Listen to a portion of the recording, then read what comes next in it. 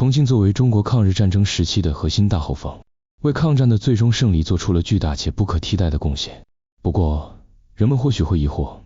当年南京沦陷的危机之下，蒋介石为何会第一时间做出迁都重庆这一关键决策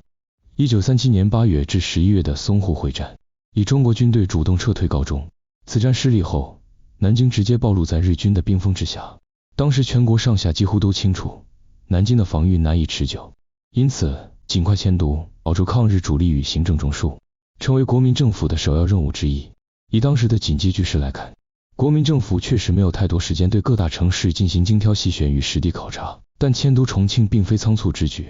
按照蒋介石后来的表述，早在1935年前后，国民党内部就已初步制定了西迁重庆的战略计划。那么，国民政府为何早早就将目光锁定重庆？这首先与孙中山先生的建国方略密切相关。孙中山先生在世时，便在建国方略中提出了开发西部、建设西南铁路网络等构想，主张将中国的发展重心从沿海向内陆延伸。自那时起，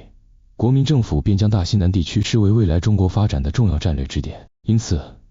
蒋介石推动迁都重庆，在一定程度上也是延续了孙中山先生最初的战略构想。其次，全面抗战爆发前，重庆已通过多年建设形成了较为扎实的工业基础。当时重庆的兵工、机械、纺织等产业初具规模，能够满足战时大多数战略物资的生产需求，尤其是武器装备与民生必需品的供应，为长期抗战提供了工业支撑。再者，战争的核心需求之一是粮食。正所谓粮草未动，兵马先行，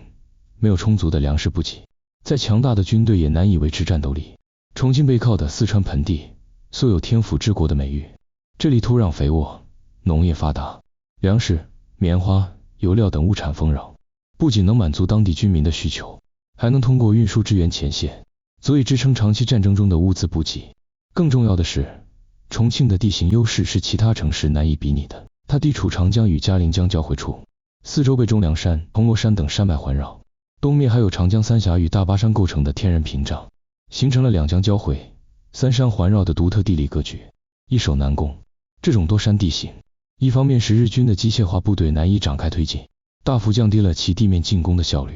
另一方面也为重庆居民提供了天然的防空掩护。当时重庆挖掘了数以千计的防空洞，包括著名的重庆防空洞群，有效减少了日军空袭造成的人员伤亡与物资损失。除此之外，从交通与国际援助通道来看，重庆也具备得天独厚的条件。向北，可通过西北公路、中苏航空线连接苏联，获取苏联在抗战初期提供的飞机、火炮等军事援助；向西南，则可经滇缅公路、滇越铁路以及后来的驼峰航线，连接英属印度、缅甸等地，接收来自英美等盟国的物资支援。这些交通线在抗战中后期成为中国获取外部援助的生命线，对维持抗战实力至关重要。不过，尽管重庆的优势十分明显，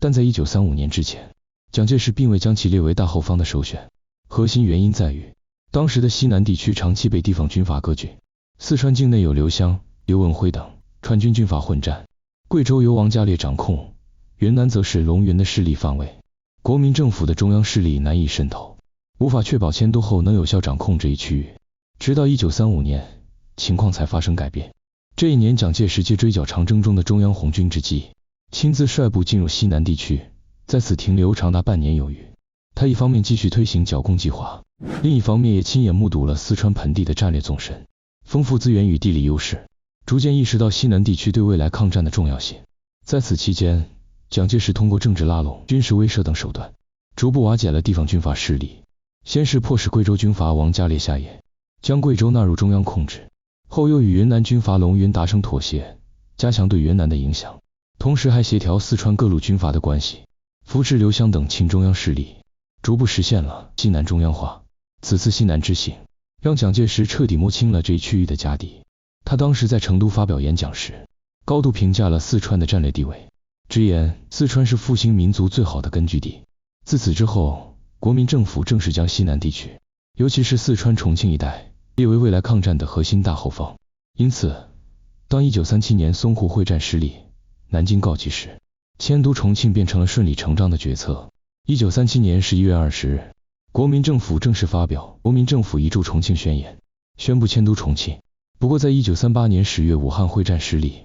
武汉沦陷之前，国民政府军事委员会曾暂时在武汉办公，统筹前线战事。武汉沦陷后，国民政府各部门才彻底迁至重庆，重庆自此成为中国抗战的战时首都。直到1946年5月5日，在抗战胜利大局已定，国内局势逐渐稳定后，国民政府才正式发布还都令，将行政中枢从重庆迁回南京。那么，重庆作为抗战大后方，究竟对抗战起到了哪些实际作用？首先，它成为了持久抗战的动力源。抗战期间，重庆及周边地区的兵工厂承担了全国近2/3的枪械、弹药、火炮等武器装备的生产任务，是支撑前线军队作战的兵工心脏。同时，重庆还聚集了大量内迁的工厂与学校，保留了中国的工业命脉与文化教育根基，为抗战的长期坚持提供了经济与人才支撑。其次，它坚守住了抗战的指挥中枢。从1938年至1946年，重庆始终是国民政府的行政与军事指挥中心，全国抗战的战略部署、兵力调配、物资统筹等均在此制定与推进。尽管日军自1938年2月至1943年8月对重庆发动了长达5年半的战略轰炸，造成数万军民伤亡，但重庆军民始终未向日军屈服，反而愈战愈强。这不仅保住了抗战的指挥核心，更向全世界展示了中国人民抗战到底的决心。综上可见，蒋介石选择迁都重庆，是基于历史传承、地理优势、经济基础、战略需求等多方面的深思熟虑。这一决策不仅为中华民族保住了一块坚挺的大后方，更在抗战最艰难的时期，为全国军民提供了一个稳定的抗战核心。其对中国抗战胜利的重要意义，无论如何形容都不为过。